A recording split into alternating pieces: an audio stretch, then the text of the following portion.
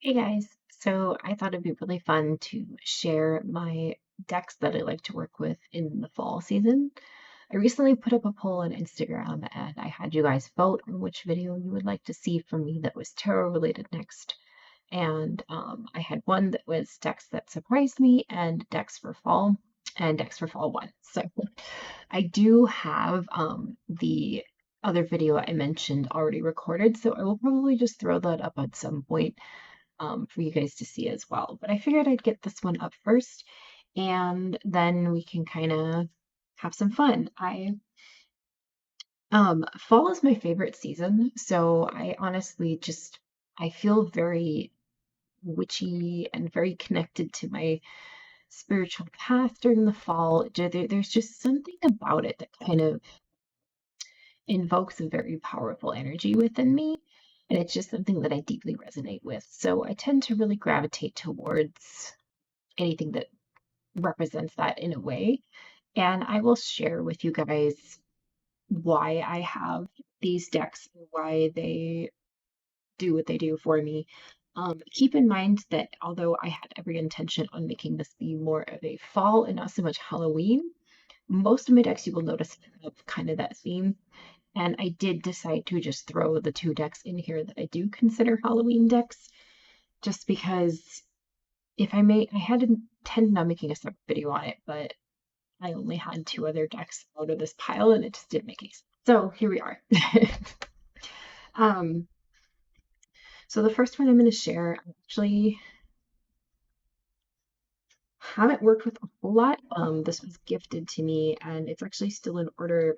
I'm not quite sure, truthfully, how I feel about the artwork, but this is the Ghosts and Spirits Tarot by Lisa Hunt.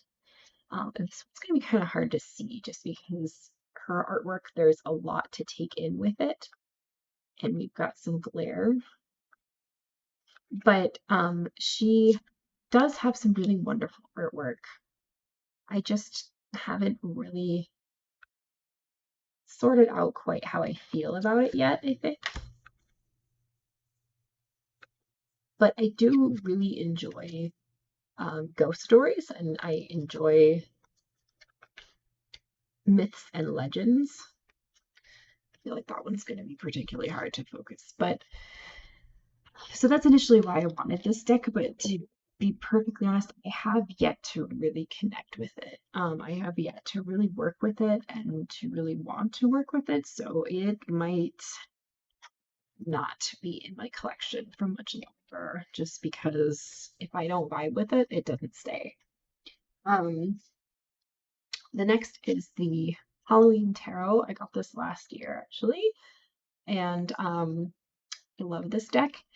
However, I tried to mod it and it didn't go well, and then I ended up doing a slightly different mod than I was originally intending on doing. So there is one card in here that you will see that's not fixed yet, and that is the Fool.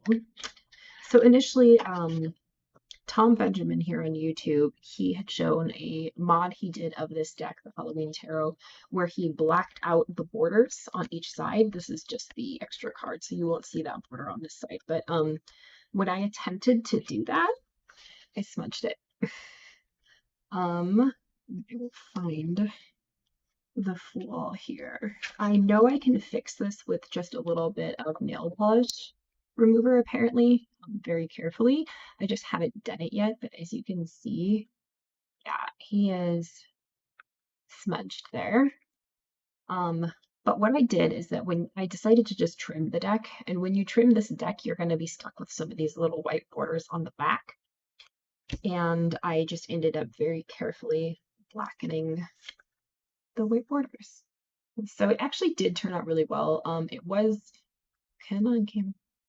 It was kind of a pain in the butt to do, truthfully, but it did work out and I do like it. And this is the edging that I did. And this deck is actually really, really cool borderless. The black borders that Tom Benjamin did were fantastic too. But I did find that I didn't mind it borderless. Go. I'm almost gonna take her with my webcam if it keeps doing this. You can fix the focus. But yeah, I love this deck. But it just makes me think of growing up in the 90s or 80s and 90s and kind of Halloween when it was like when I was a kid growing up in that era. And yeah, it's also very, very bright and white. So it's extremely easy to read with, but it's a cute little deck. I really enjoy it. Um, but I do still need to fix that one card there. So mod gone wrong. It does happen if you choose to mod your decks, and if you can fix it, it is worth it. But yeah, I'm trying to get this extra card in here, and it's just because it's a tuck box. And you know what? We're just gonna, yep, it'll be there. It'll be open. It's fine. The next deck is the Ophidia Rosa Tarot. And this is probably just because I ended up getting this right before Samhain last year. But also the color palette in this deck just really makes me think of fall. It's these are the markings. It's very just kind of muted and trying to get it to focus. It's very muted and it has a lot of the back. It's very tea stained and there's only bits of color here and there, but the bits of color that you do see are really, to me, they're more associated with fall. Am I upside down? I am upside down. I've actually, oh no, some of them are reversed. And some, okay. I have actually started reading reversals, so you know, you might see some of them upside down as not. Here we go. Yep. But I really enjoy this deck. It is kind of different. It's not a very beginner friendly deck, I would say, but it is very magical and very earthy. It kind of has that like leaves falling down in the dirt kind of energy that you get in the fall. I think that's what I'm kind of going for when I feel this deck. It's a very grounding deck, and it's interesting because the little booklet that she includes with it, for each card, she has essentially wrote a small poem. So it's kind of interesting to see tarot through the lens of poetry. And although poetry is not exactly my creative forte, I still have an appreciation for it. And especially in this sense, it's just a wonderful tool. And she says that it's a intuitive tarot, which I could see that. But to me, it has fall vibes for sure. The next one, I don't necessarily use this just in the fall. I use this kind of really whenever I'm drawn to it. I used it a lot in the spring because I actually am under the belief that the veil thins near the vernal equinox as well. But this is the Santa Muerte Tarot. I'm not good at rolling my tongue, guys. So like my American accent is just, so I apologize, but I've really been trying to like learn how to say her name properly. But yeah, I love this deck. It's really vibrant. There's a lot of color to it. It's camera, seriously. There we go. Yeah, there's a lot of color to it. And a lot of personality. Sometimes I keep it right by her statue because I do work with her. She's actually we're gonna move the camera a little bit so you might want to see you can see her. She is right there on my altar for the dead. And so sometimes I will keep this at her. And sometimes I will use it to even have a conversation with her sometimes. But also just sometimes I just use it just because I'm really drawn to this deck and it's beautiful in many ways. But because Dia de los Muertos is November 1st, I do tend to use this as it draws closer to that day and to Samhain. And yeah, I do kind of revere the energy that the fall brings about when it comes to communing with the dead um, and all of that. So that is one of the reasons why I use this deck, aside from just having a connection with her, but she hangs out on my altar for the dead. So um, this one I also receives all year round. I really adore crows, and I grew up in Washington State, and it's so funny because the creator of this deck is also in Washington State, and one of the reasons why she created it is because there is a lot of crows in around the Seattle area, and I just really enjoy this deck just because I've always found crows to be very they to me always kind of felt like messengers. They have always really been very mystical and mysterious in a sense, but also just very they invoke some sort of magic in me, I think. And I do view them as a very spiritual animal. I also kind of view them as messengers for spirits and the dead. And as we go into the fall season, again, that is something that I will say that energy just becomes very prevalent, especially as we get closer to Samhain. But it, to me, it really kind of starts in mid-August. I feel like I'm gonna sneeze. Oh, so you know what else starts in the fall? Ragweed. You know what I'm allergic to? Ragweed. But yeah, so this deck is wonderful. And again, this one is actually quite an easy beginner deck because it follows pretty easily. So I like to mention that when I'm talking about decks because if anyone happens to stumble across any of the videos I'm doing and they want to know which ones are beginner friendly, I like to share that. The next one is the Marigold Tarot. This is one of my favorites. I love this deck. I use this all year round as well, but it's just such a beauty. I'm actually working with it this week. This one is really interesting because, again, the color palette I think would be very deeply connected to fall.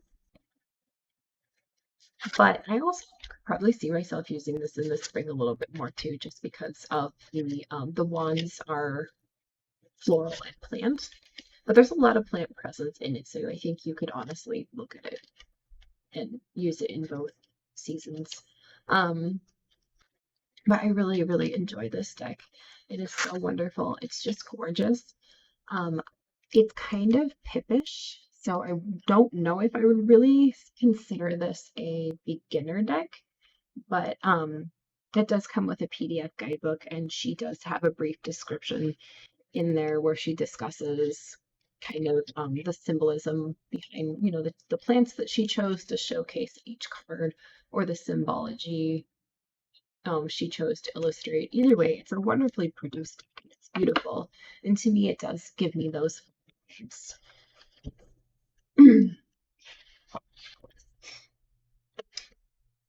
And the next one I'm going to show is actually very similar in a sense. Similar but not. Because I think they kind of all have their own personalities per se, but this is the Antique and Emmy Tarot. And I honestly didn't think that I would like this deck for the longest time. I waited quite a while to get so much so that I actually ended up getting the reprint of the mass market edition. So it's got like the thicker cardstock. Um, so that's how long it took me to kind of realize that I wanted to work with this deck. The only thing I don't really like is the box.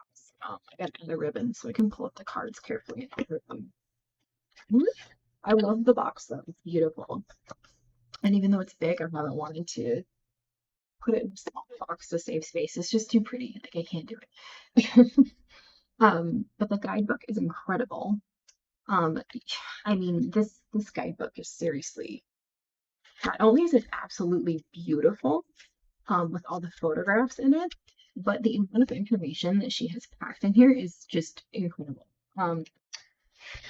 But yeah, this deck has kind of three seasons to me, vibes in it. Because you have the combination of life and death in her artwork. And to me, I used this, I got it in the spring. I used it over the summer. I'm trying to get the camera to love me a little bit more. Um, and I think here it's just all about positioning my hands, it seems. And it really, again, I mean, I can see fall in it and spring or summer. I think next time I do this, I'm gonna experiment with the down camera angle. I'm sorry, guys. To be honest, I didn't have the time to set it tonight, and I really wanted to get this video done while I had the time to at least get the video done. So next time, I promise I'll be a little bit better about that. But yeah, this deck to me, I think really kind of embodies several seasons, and it definitely does have the fall vibe as well. Um, really because of the depiction of life and death in each card. And I really, really love that. The concept of that is actually what initially made me really become interested in it. And I'm just really grateful that I picked it up because it honestly is a really, really beautiful deck. This last tarot deck that I have, and then I have 4 Oracle that we're going to talk about, and that'll be it. The Oracle, the first Oracle I have is the Maiden Oracle. This is the same creator who did the Ophidia Rosa Tarot. And this deck is interesting just because it has the major arcana through it, but then it also has mythology, and then it's got very heavily presence of botanical. It's just kind of a very unique one. But there, again, her guidebook in here, she does have a thicker guidebook instead of just the paper that you would get with the Ophidia Rosa, where the card meanings are essentially just little bits of poetry, which is beautiful. But this one, each entry, you get a little bit more, as you can see. And she does, again, her writing is very poetic.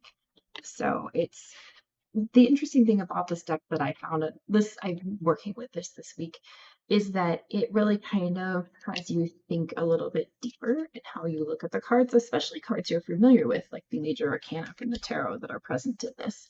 There's the but again, the same color palette, the same kind of energy to it as I described the Ophidia Rosa. They're very similar, but they're different. Either way, I still do view this as a fall deck, and it's just really beautiful. She has one other Oracle deck that I have not gotten, and I don't know if I will. I'm not really drawn to it, but these two I really, really love. So, there we go. Then the next one, this one again to me is both a spring and a fall deck, but this is the Illuminated Earthwork. This is by Marigold, another Pacific Northwestern artist. Actually, I keep her business card in with this. But you can find her on Etsy. Get just focus. There we go. You can find her on Etsy. And she actually just released a new Oracle deck. I think there was one that was that was a Kickstarter.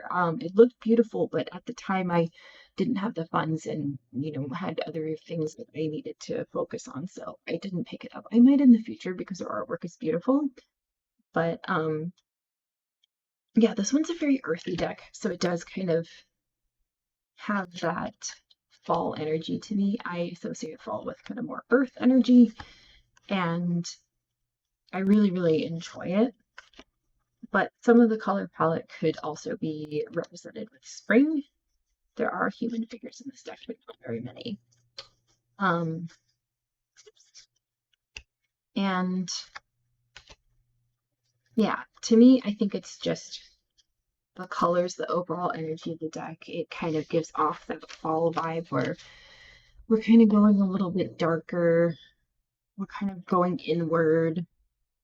This deck to me is very introspective, and that is exactly why I'm going to share the next one that I have with you guys. I think it is a fall deck, and that is the Oracle of Echoes.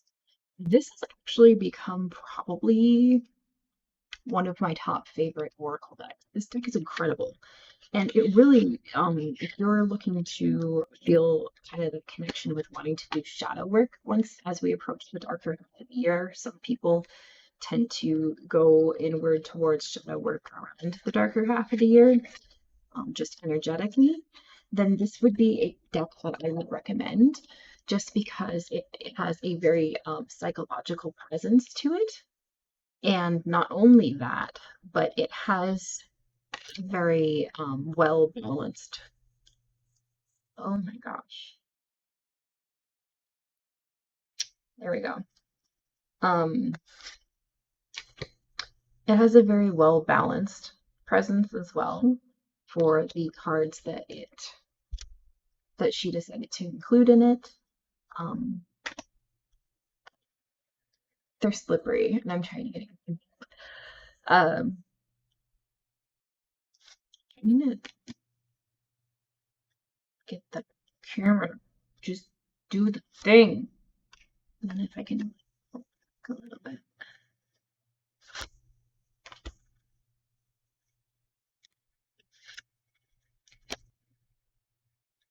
But yeah, this one I definitely would say would be a wonderful deck for shadow work. So that's one of the reasons why I associate it with the fall. But to me personally, when the fall comes around, I tend to be rather even more introspective. I'm a pretty introspective person to begin with, just in my personality and my zodiac signs. But once again, we're having problems with tough boxes, which is that there. But yeah, that deck is incredible. And then the last one that I want to share that kind of gives you those fall vibes is the Magick and Mediums Oracle.